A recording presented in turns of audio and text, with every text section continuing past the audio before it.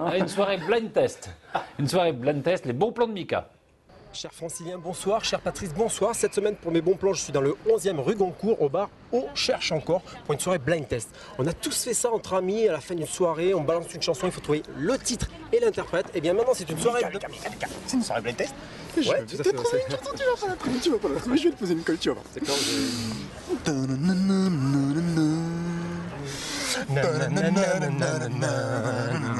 Besoin de rien, envie de toi, Peter Sloan. Ouais, je sais. Je sais, c'est tout. Donc, Patrice, je disais, voilà, une soirée blind test, c'est l'exemple. On envoie une chanson, il faut trouver le titre et l'interprète et même blind essayer. J'en ai une autre. Ok. Là, tu vas pas la trouver. Ouais, c'est ça. Les pimpons, Carlos, 4 minutes 14, 1984. Moi, je sais. Donc, il y a un arbitre, des règles, beaucoup de participants, c'est très strict. Là, je vais te coller. Tu D'accord, vas pas on y va. me trouver, tu vas pas me trouver. Ok. Non. Opus numéro 11, 4e trio pour piano, clarinette, violoncelle en si bémol majeur, Ludwig van Beethoven, 1798, 19 minutes 14. Je vais plus jouer. Bon, Patrice, en même temps, j'ai pas trop de mérite. J'ai été champion Midi-Pyrénées de 95 à 99. J'ai arrêté à cause d'une otite. Bon, en tout cas, on va voir les vrais professionnels à l'intérieur tout de suite. Ah, tu peux venir, tu sais.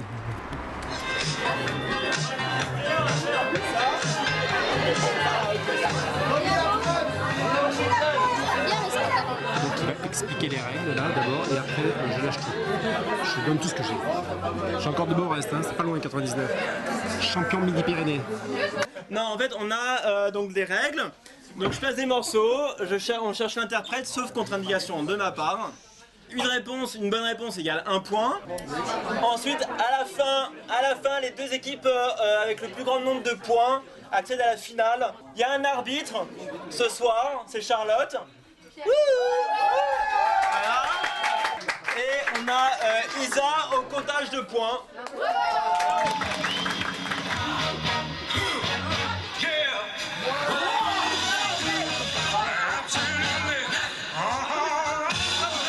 Donc, je suis avec Cédric, l'organisateur de la soirée blind test. Pourquoi avoir voulu comme ça porter une soirée blind test qui à la base on fait ça un peu à la maison, au-delà des frontières de la maison et dans un bar? Bah en fait en regardant les blind tests à la télé, voilà, on ne citera pas le nom, voilà, et on s'est dit pourquoi pas le faire dans un bar avec des potes à la base.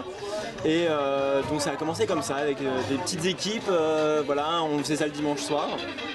Le bar, il n'y avait personne, donc on faisait ça entre nous. Et au fur et à mesure, des clients se sont rajoutés, on a vu que ça marchait, que ça plaisait, donc on s'est dit pourquoi pas organiser un truc à plus grande échelle.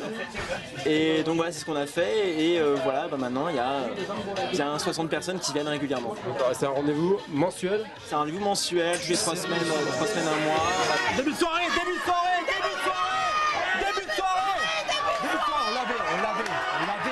l'avait. Voilà, alors Charlotte, c'est pas un peu dur d'être arbitre dans ce joyeux bordel? C'est très difficile, surtout pour porter les pompons au bout d'une heure, ça commence à chauffer les mains. Je crois que le succès est tel qu'il va y avoir une édition au Stade de France. On en parle. C'est une exclusivité Cap 24 avec circonspection, on verra. Et ce sera Charlotte l'arbitre, comme d'hab. On va voir après Charlotte. Longue vie au blind test. Longue vie au blind test, merci. Le mois prochain, on se retrouve ici encore. Ouais. Soirée blind test, c'est rendez-vous est pris. Moi, je vous donne rendez-vous la semaine prochaine pour de bons plans à Paris. Et surtout, la pêche, la voie. On y va.